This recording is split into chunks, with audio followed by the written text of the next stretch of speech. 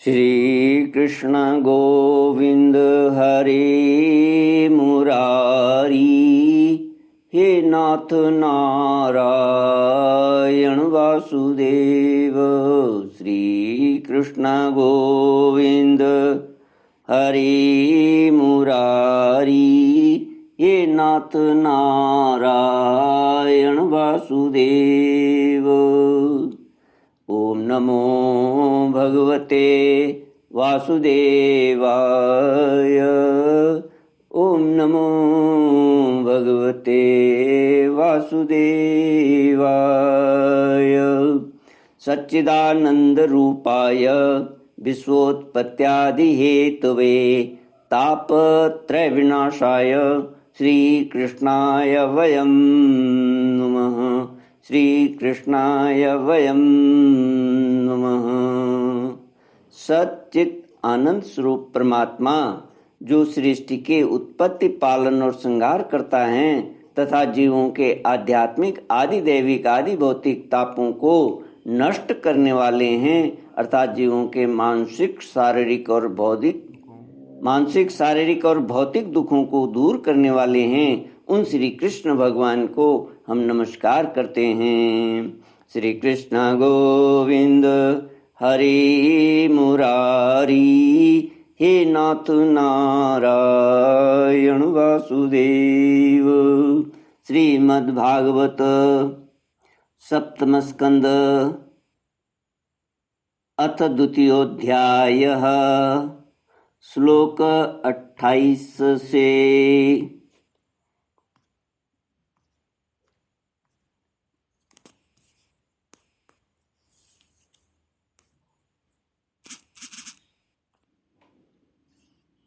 'हिरण्यकशिपुरुवाच उशीनरेष्वभूद्राजा सुयज्ञ इति विश्रुतः सपत्नैर्निहितो युद्धे ज्ञातयस्तमुपासत विशीर्णरत्नकवचं बिभ्रष्टाभरणस्रजं सरनिर्भिन्नहृदयं शय्यानमसृगाविलम्। हिरण्यकशिप ने कहा, मैं तुम्हें एक इतिहास सुनाता हूँ। एक मरे हुए मनुष्य के संबंधियों के साथ यमराज की बातचीत है, तुम लोग ध्यान से उसे सुनो। उसी नर देश में एक बड़ा यशस्वी राजा था, उसका नाम था सुयज्ञ। लड़ाई में शत्रुओं ने उसे मार डाला। उस समय उसके भाई बंधु उसे घेर कर बैठ गए। उसका जड़ाव कवच छिन्न भिन्न हो गया था, गहने और मालाएं तहस नहस हो गई थीं, बाणों की मार से कलेजा फट गया था, शरीर खून से लथपथ था, बाल बिखर गए थे, आंखें धस गई थी, क्रोध के मारे दांतों से उसके होठ दबे हुए थे, कमल के समान मुख धूल से ढक गया था, युद्ध में उसके शस्त्र और बाहें कट गई थीं। श्री कृष्ण गोविंद हरे मुरारी, हे नाथ नारायण वासुदेव। रानियों को दैववश अपने पतिदेव उशीनर नरेश की यह दशा देखकर बड़ा दुख हुआ। वे, हा नाथ, हम अभागिनें तो बेमौत मारी गईं, यूं कहकर बार बार जोर से छाती पीटती हुई अपने स्वामी के चरणों के पास गिर पड़ी। वे जोर जोर से इतना रोने लगीं कि उनके कुछ कुंकुम से मिलकर बहते हुए लाल लाल आंसुओं ने प्रियतम के पाद पद्म पखार दिए। उनके केश और गहने इधर उधर बिखर गए। वे करुण क्रंदन के साथ विलाप कर रही थीं, जिसे सुनकर मनुष्यों के हृदय में शोक का संचार हो जाता था। हाय विधाता बड़ा क्रूर है। स्वामिन, उसी ने आज आपको हमारी आंखों से ओझल कर दिया।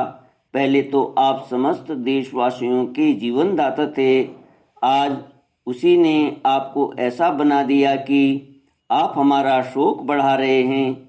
पतिदेव, आप हमसे बड़ा प्रेम करते थे, हमारी थोड़ी सी सेवा को भी बड़ी करके मानते थे। हाय, अब आपके बिना हम कैसे रह सकेंगे? हम आपके चरणों की चेरी हैं। वीरवर, आप जहाँ जा रहे हैं वहीं चलने की हमें भी आज्ञा दीजिए। वे अपने पति की लाश पकड़कर इसी प्रकार विलाप करती रहीं। उस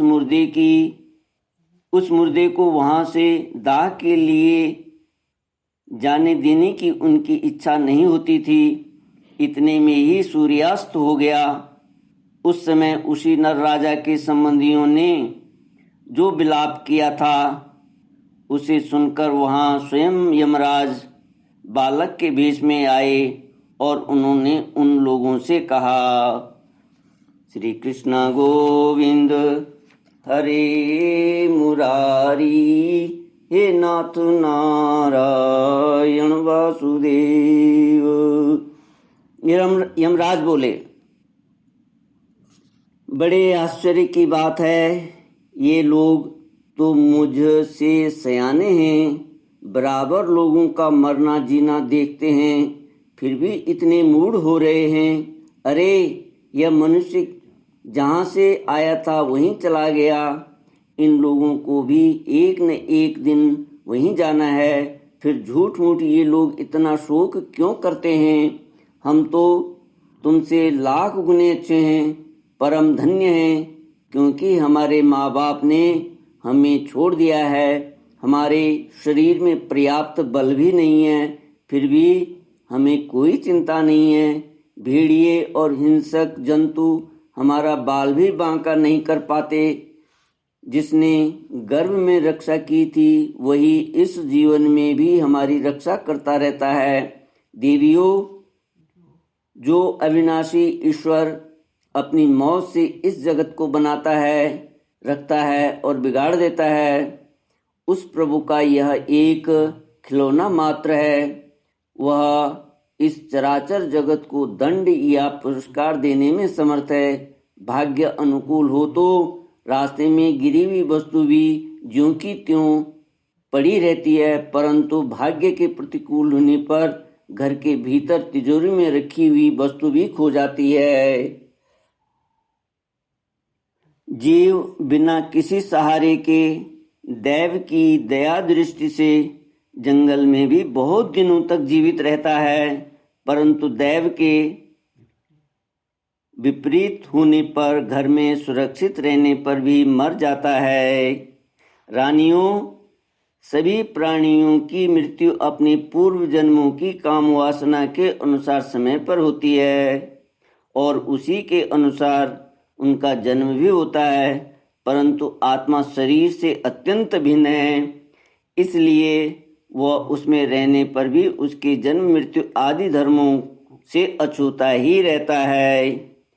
जैसे मनुष्य अपने मकान को अपने से अलग और मिट्टी का समझता है, वैसे ही यह शरीर भी अलग है और मिट्टी का है। मोहवश वह इसे अपना समझ बैठता है। जैसे बुलबुले आदि पानी के विकार, घड़े आदि मिट्टी के विकार और गहने आदि स्वर्ग के विकार समय पर बनते हैं, रूपांतरित होते रहते हैं तथा नष्ट हो जाते हैं, वैसे ही इन्हीं तीनों के विकार से बना हुआ यह शरीर भी समय पर बन बिगड़ जाता है। जैसे काठ में रहने वाली व्यापक अग्नि स्पष्ट ही उससे अलग है,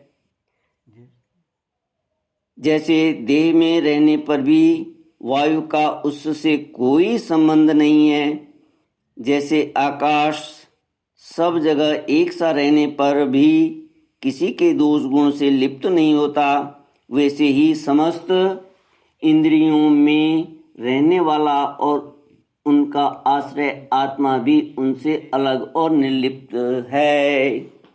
मूर्खो, जिसके लिए तुम सब शोक कर रहे हो, वह सुयज्ञ नाम का शरीर तो तुम्हारे सामने पड़ा है। तुम लोग इसी को देखते थे। इसमें जो सुनने वाला और बोलने वाला था, वह तो कभी किसी को नहीं दिखाई पड़ता, फिर आज भी नहीं दिखाई दे रहा है, तो शोक क्यों? तुम्हारी यह मान्यता है कि प्राण ही बोलने या सुनने वाला था, सो निकल गया, मूर्खतापूर्ण है, क्योंकि सुषुप्ति के समय प्राण तो रहता है, पर वह न बोलता है न सुनता है। शरीर में सब इंद्रियों की चेष्टा का हेतुभूत जो महाप्राण है, वह प्रधान होने पर भी बोलने या सुनने वाला नहीं है, क्योंकि वह जड़ है। देह और इंद्रियों के द्वारा सब पदार्थों का दृष्टा जो आत्मा है, वह शरीर और प्राण दोनों से पृथक है। यद्यपि वह परिच्छिन्न नहीं है, व्यापक है, फिर भी पंचभूत, इंद्रिय और मन से युक्त नीचे ऊंचे देव, मनुष्य, पशु, पक्षी आदि शरीरों को ग्रहण करता है और अपने विवेक बल से मुक्त भी हो जाता है। वास्तव में वह इन सब से अलग है। जब तक वह 5 प्राण, 5 कर्मेंद्रियां, 5 ज्ञानेंद्रियां, बुद्धि और मन, इन 17 तत्वों से बने हुए लिंग शरीर से युक्त रहता है, तभी तक कर्मों से बंधा रहता है, और इस बंधन के कारण ही माया से होने वाले मोह और क्लेश बराबर उसके पीछे पड़े रहते हैं। प्रकृति के गुणों और उनसे बनी हुई वस्तुओं को सत्य समझना अथवा कहना झूठ मूठ का दुराग्रह है। मनोरथ के समय की कल्पित और स्वप्न के समय की दीख पड़ने वाली वस्तुओं के समान इंद्रियों के द्वारा जो कुछ ग्रहण किया जाता है, वह सब मिथ्या है। इसलिए शरीर और आत्मा का तत्व जानने वाले पुरुष न तो अनित्य शरीर के लिए शोक करते हैं और न नित्य आत्मा के लिए, परंतु ज्ञान की दृढ़ता न होने के कारण जो लोग शोक करते रहते हैं, उनका स्वभाव बदलना बहुत ही कठिन है। किसी जंगल में एक बहेलिया रहता था। वह बहेलिया क्या था? विधाता ने मानो उसे पक्षियों के काल के रूप में रच रखा था। जहाँ कहीं भी वह जाल फैला देता और ललचा कर चिड़ियों को फंसा देता। एक दिन उसने कुलिंग पक्षी के एक जोड़ी को जो चारा चुगते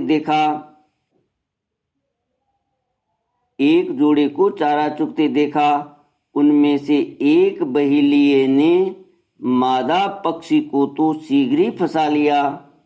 कालवश वह जाल के फंदों में फंस गईं। नर पक्षी को अपनी मादा की विपत्ति को देखकर बड़ा दुख हुआ। वह बेचारा उसे छुड़ा तो सकता न था। स्नेह से उस बेचारी के लिए विलाप करने लगा। उसने कहा, यूं तो विधाता सब कुछ कर सकता है, परंतु है वह बड़ा निर्दयी। यह मेरी सहचरी एक तो स्त्री है, दूसरे मुझ पर अभागे के लिए शोक करती है, बड़ी दीनता से छटपटा रही है। शोक करती हुई बड़ी दीनता से छटपटा रही है। इसे लेकर वह करेगा क्या? उसकी मौज हो तो मुझे ले जाए। इसके बिना मैं अपना यह अधूरा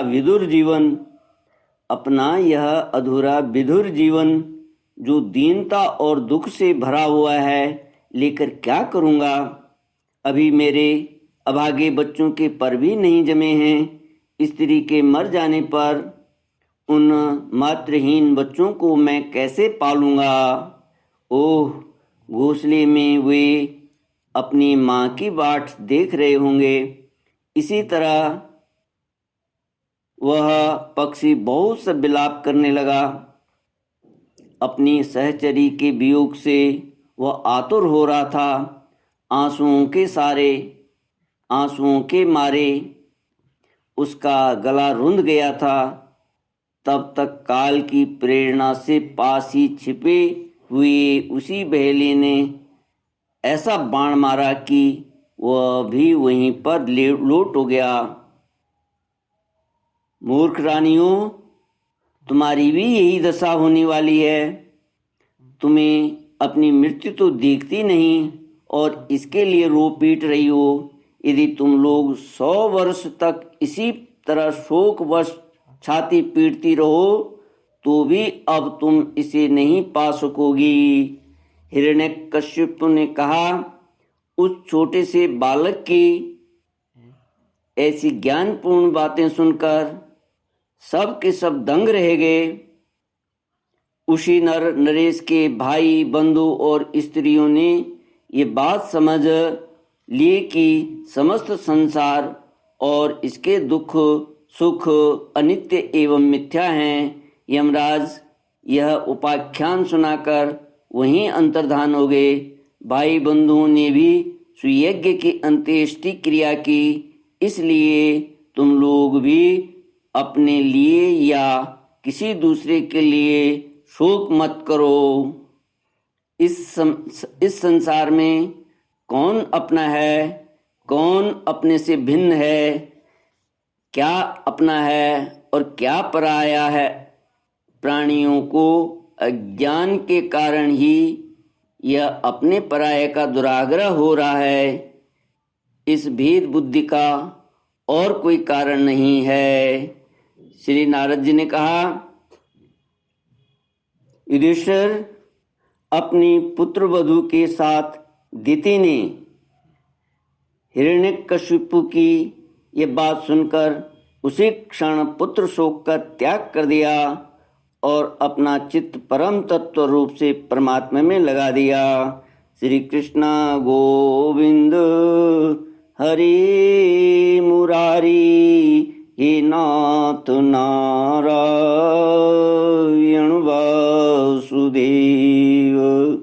इति श्रीमद्भागवते महापुराणे पारमहंस्यां संहितायां सप्तमस्कन्धे द्वितीयशोकापनयनं नाम द्वितीयोऽध्यायः। ॐ पूर्णमदः पूर्णमिदं पूर्णात् पूर्णमुदच्यते पूर्णस्य पूर्णमादाय पूर्णमेवावशिष्यते। ओम शांति शांति शांति। हरि ओम। श्री गुरुभ्यो नमः। हरि ओम।